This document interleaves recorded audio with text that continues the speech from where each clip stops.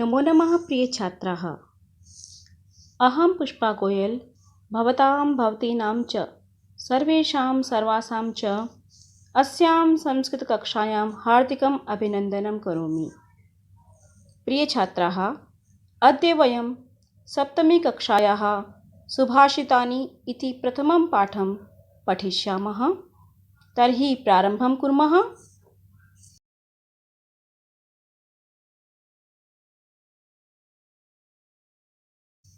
नमस्कार प्यारे बच्चों, पुनः संस्कृत कक्षायां आप सबका संस्कृत की कक्षा में स्वागत है। बच्चों, आज हम पहला पाठ सुभाषितानि कक्षा 7वीं का पढ़ेंगे। तो हम प्रारंभ करते हैं श्लोकों से।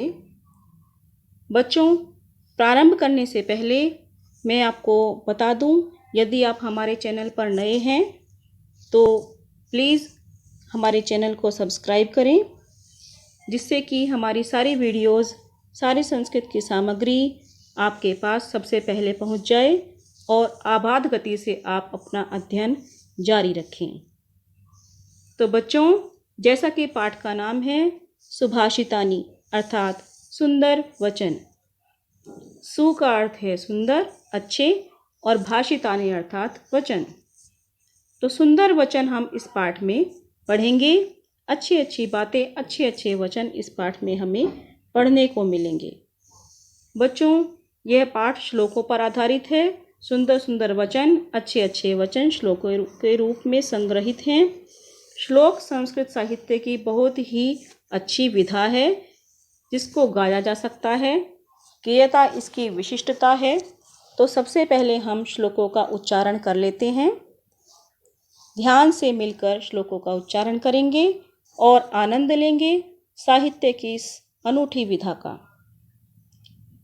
पहला श्लोक देखिए और क्रमशः सभी श्लोकों का उच्चारण करेंगे।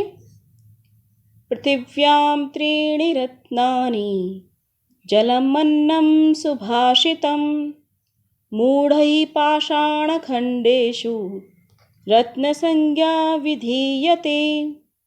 सत्येन धार्यते पृथ्वी, सत्येन तपते रविः, सत्येन वाति वायुश्च, सर्वं सत्ये प्रतिष्ठितं। दाने तपसि शौर्ये च विज्ञाने विनये नये विस्मयो न हि कर्तव्यो बहुरत्ना वसुन्धरा।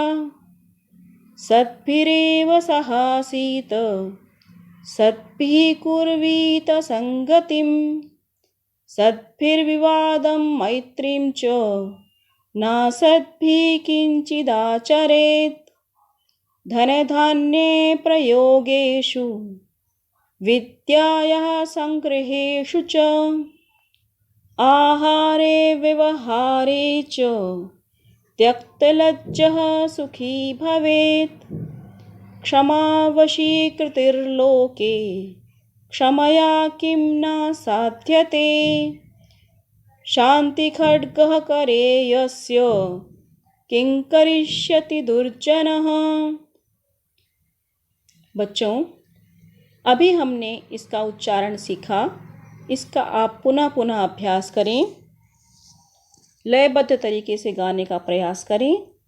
यद्यपि मेरा उच्चारण, मेरी जो लय है बहुत मधुर नहीं है, किंतु आप बहुत अच्छा गा सकते हैं और इसकी धुन बनाएं, इसको मधुरता से गाएं और आनंद लें। बच्चों, प्रथम श्लोक पर पुनः आते हैं और अब हम इसके सरलार्थ को, इसके भावार्थ को समझते हैं और इसके व्याकरण के परिचय को भी जानते हैं। पृथिव्यां त्रीणि रत्नानि अर्थात पृथ्वी पर 3 प्रकार के रत्न हैं। पृथिव्याम का अर्थ है पृथ्वी पर, त्रीणि अर्थात 3 संख्यात्मक शब्द है और रत्नानि बहुवचन में प्रयुक्त हुआ है। रत्न हैं, कौन कौन से हैं वो अगले वाक्य में बताया गया है। जलम अन्नम सुभाषितम। जलम अन्नम, 2 शब्द आए हैं इसमें, एक है जलम और दूसरा है अन्नम। जलम अर्थात पानी, अन्नम अर्थात भोजन, और तीसरा रत्न है सुभाषितम अर्थात अच्छे वचन। पूरा वाक्य देख लेते हैं फिर से। पृथ्वी पर 3 प्रकार के वास्तविक रत्न हैं, जल, भोजन और अच्छे वचन। आगे देखिए, मूढ़ै पाषाण खंडेषु, मूढ़ै अर्थात मूर्खों के द्वारा, पाषाण खंडेषु पत्थर के टुकड़ों को, रत्न संज्ञा विधीयते अर्थात रत्न की संज्ञा दी जाती है, रत्न का नाम दिया जाता है। पूरा वाक्य देखिए, मूर्खों के द्वारा पत्थर के टुकड़ों को रत्न का नाम दिया जाता है, रत्न के नाम से पुकारा जाता है, जबकि वास्तव में तो पृथ्वी पर 3 ही रत्न हैं जो वास्तविक रत्न हैं, पानी, भोजन और मधुर वचन, अच्छे वचन। किंतु मूर्ख व्यक्ति हीरा, मोती इत्यादि पत्थरों को रत्न के नाम से जानते हैं, रत्न के नाम से पुकारते हैं। श्लोक संख्या 2, सत्येन धार्यते पृथ्वी अर्थात पृथ्वी सत्य के द्वारा धारण की जाती है। सत्येन तपते रवि और रवि अर्थात सूर्य सत्य के बल पर तपता है। सत्येन वाति वायुश्च, वायुश्च में 2 शब्द हैं, वायु विसर्ग जमा च, वायु लिखकर विसर्ग लगाएंगे, 2 बिंदी लगाएंगे साथ में तो बनेगा वायु। और च, देखिए मैं आपको इसका संधि छेद करके दिखा देती हूँ। वायुश्च देखिए कैसे बनेगा, वायु, एक सेकंड,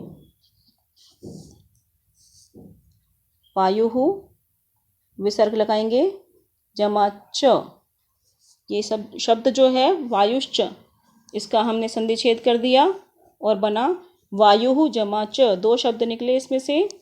अब इसके अर्थ को फिर से देखेंगे। सत्येन धार्यते पृथ्वी, पृथ्वी सत्येन धार्यते, इस प्रकार वाक्य बनेगा अर्थात पृथ्वी को सत्य ने धारण किया हुआ है और रवि अर्थात सूर्य सत्येन तपते, सत्य के द्वारा ही तपता है। सत्येन वाति वायुश्च, च अर्थात और वायु अर्थात पवन, हवा सत्येन वाति सत्य के बल पर बहती है। सर्वम सत्ये प्रतिष्ठितम, सर्वम सब कुछ, सत्ये प्रतिष्ठितम सत्य पर ही, सत्य के बलबूते ही समाहित है, सत्य पर ही आधारित है, सत्य पर ही टिका हुआ है, सत्य में ही प्रतिष्ठित है। अर्थात पूरा संसार, सारे तत्व सत्य के बल पर ही चल रहे हैं, अपने अपनी क्रिया को कर रहे हैं। इस श्लोक में सत्य के महत्व को वर्णित किया गया। अगला श्लोक देखेंगे, तृतीय श्लोक, तीसरा श्लोक। दाने तपसी शौर्ये च विज्ञाने विनये नये। इस श्लोक में हमारी वसुंधरा, हमारी पृथ्वी किन किन रत्नों से समाहित है, इस पर क्या क्या विशिष्टताएं हैं, ये वर्णन किया गया है।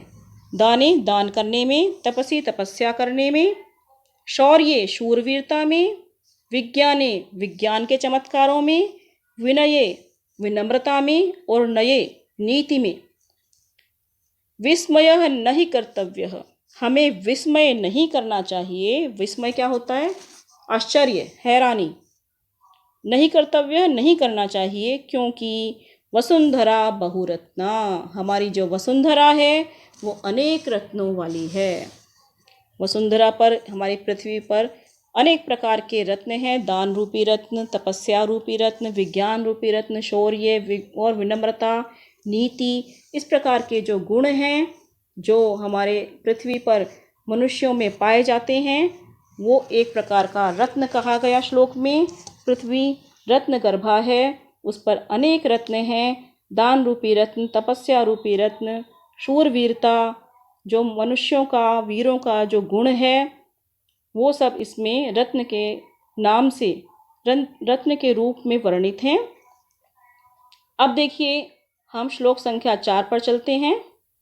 इसमें सज्जनों की संगति के महत्व को, सज्जनों के महत्व को बताया गया है। सज्जन यानी श्रेष्ठ व्यक्ति, महान व्यक्ति, उनके महत्व को इसमें चतुर्थ श्लोक में वर्णित किया गया है।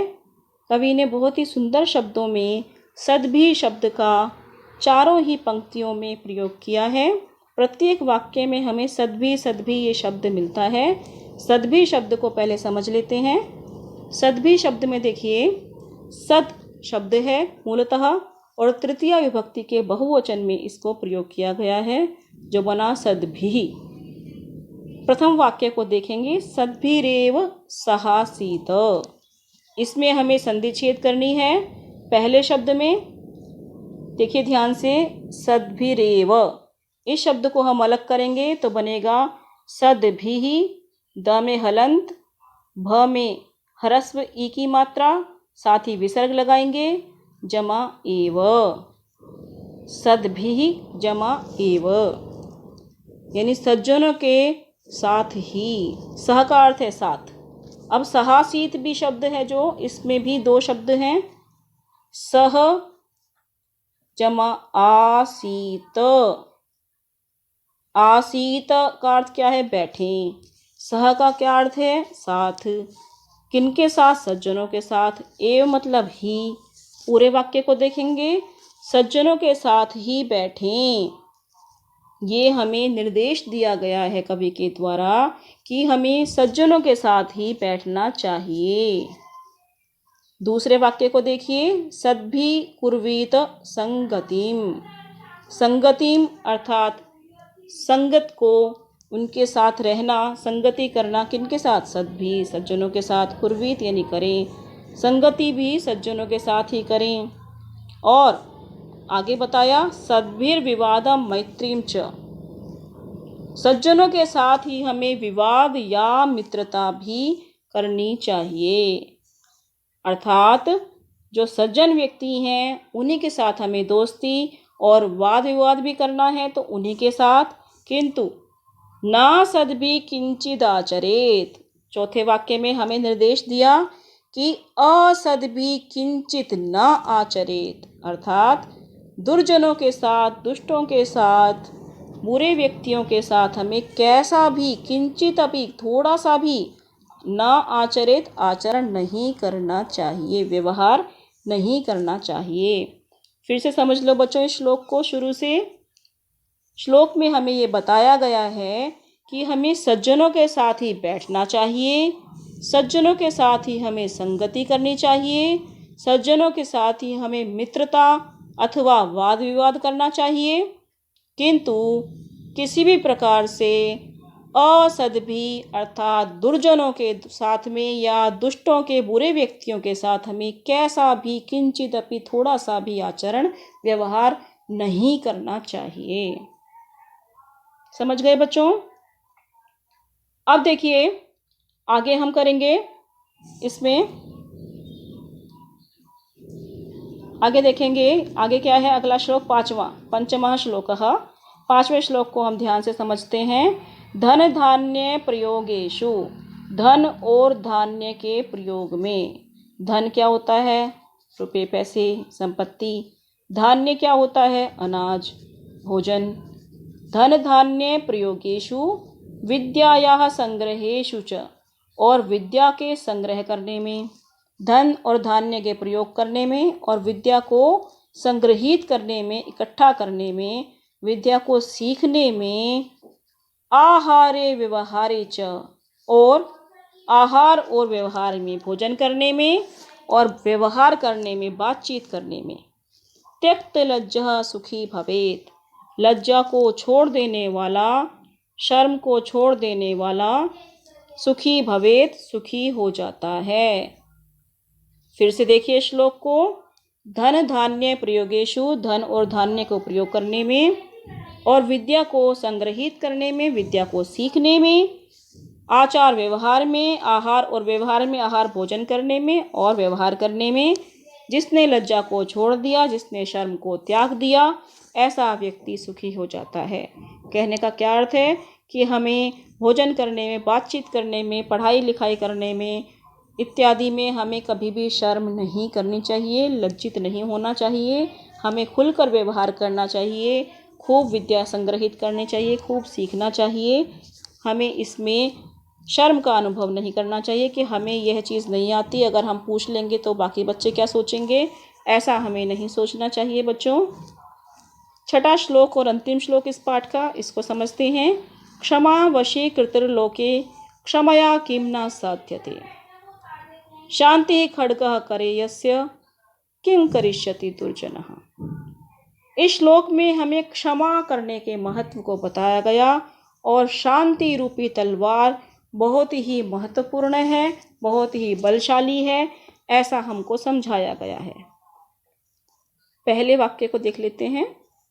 क्षमा वशी कृतिर्लोके, संधि छेद करेंगे। क्षमा वशी कृति ही, जो ऊपर र गया है लोके में वो र हट जाएगा और कृति में विसर्ग आ जाएगा, कृति ही, इस तरह शब्द बनेगा। लोके का अर्थ है संसार में। क्षमा वशी कृति, क्षमा रूपी वशीकरण सबसे श्रेष्ठ है। इस संसार में क्षमा वशीकरण यानी क्षमा कर देने से सामने वाला व्यक्ति हमारे वशीभूत हो जाता है, हमसे प्रभावित हो जाता है। तो क्षमा कर देने से क्या सिद्ध नहीं होता, क्षमया किम न साध्यते, क्षमा कर देने से क्या काम सिद्ध नहीं होता, क्या चीज़ पूरी नहीं होती है। अर्थात सब कुछ, सारे काम बन जाते हैं अगर हम सामने वाले को क्षमा कर दें। शांति खड्गः करे यस्य, करे का अर्थ होता है हाथ में। करे, कर शब्द हाथ का ही पर्याय पद है, पर्यायवाची है। यस्य करे, जिसके हाथ में शांति खड्गः, शांति रूपी तलवार है। दुर्जनः किं करिष्यति, उसका दुर्जन भला क्या बिगाड़ेगा। फिर से देखिए, लोके शब्द का अर्थ सबसे पहले लेंगे संसार में। क्षमा वशीकृति, क्षमा सबसे बड़ा वशीकरण है। क्षमया किम न साध्यते, और क्षमा से क्या सिद्ध नहीं होता। शांति खड्गः करे यस्य, जिसके हाथ में शांति रूपी तलवार है। खड्ग कहते हैं तलवार को। किं करिष्यति दुर्जनः, दुर्जनः किम करिष्यति, इस तरह वाक्य बनेगा कि दुर्जन उसका क्या बिगाड़ सकता है। इसको समझ लीजिए बच्चों कि क्षमा वशीकृति ही लोके, संसार में क्षमा सबसे बड़ा वशीकरण है। क्षमा कर देने से सारे काम पूरे हो जाते हैं। जिसके हाथ में क्षमा रूप, शांति रूपी, क्षमा शांति रूपी तलवार है, उसका दुर्जन बुरा व्यक्ति भी कुछ नहीं बिगाड़ सकता। अर्थात जो दुर्जन है, अगर वो भी सामने आ जाए, हम शांत हैं, अपने स्वभाव को शांत रख रहे हैं, विनम्र हैं, हम बिल्कुल शांति से हम हर एक बात में, हर एक वाद विवाद में शांत भाव से उसका सामना करते हैं, तो दुर्जन भी हमारा कुछ बुरा नहीं कर सकता। पूरे ही श्लोक में हमें अच्छे अच्छे वचन, जीवन उपयोगी बातें सिखाई गई हैं। बच्चों, इन्हें केवल पाठ के रूप में न देखें, बल्कि इन्हें जीवन में धारण करें। यह जो शिक्षा प्रत्येक श्लोक हमें दे रहा है, ये जीवन के हर पल हमें काम में आने वाली शिक्षा है। इसे आप अपने जीवन में धारण करें, श्लोकों का अभ्यास करें, और जो इन श्लोकों के आधार पर प्रश्न बनते हैं परीक्षा की दृष्टि से, उनका हम अगले वीडियो में समाधान करेंगे, प्रश्न को हल करेंगे। अभ्यास कार्य के लिए आप अगली वीडियो अवश्य देखें। अगली वीडियो हम लेकर आएंगे जिसमें सारे प्रश्न होंगे। तब तक बच्चों, आप इन श्लोकों का गायन करें, उच्चारण करें, अभ्यास करें, इनको कंठस्थ करें और आनंदित रहें, प्रसन्न रहें, खुश रहें, अपने स्वास्थ्य का ध्यान रखें। और बच्चों, पुनः आपसे कहती हूँ कि मेरे चैनल पर आपको अध्ययन की सारी सामग्री मिलेगी। तो जो बच्चे पहली बार मेरा चैनल देख रहे हैं, वे इसे सब्सक्राइब कर दें। और बच्चों, अगर आपको ये वीडियो अच्छी लगी तो आप अन्य बच्चों के साथ भी शेयर करें। और अगर आपको कुछ पूछना है इस वीडियो से संबंधित, तो आप कमेंट बॉक्स में अवश्य लिखें। आपके हर प्रश्न का उत्तर दिया जाएगा। बच्चों, आपकी पढ़ाई सबसे श्रेयस्कर है। आपके हित के लिए बच्चों की पढ़ाई सुचारू रूप से चले, इसी के लिए चैनल शुरू किया गया है। ये आपका अपना चैनल है जिसमें आप अपनी टीचर से संस्कृत से संबंधित प्रश्न पूछ सकते हैं। धन्यवाद बच्चों, मेरी शुभकामनाएं आपके साथ हैं। मिलते हैं अगली वीडियो में। तावत शुभमस्तु। नमो नमः।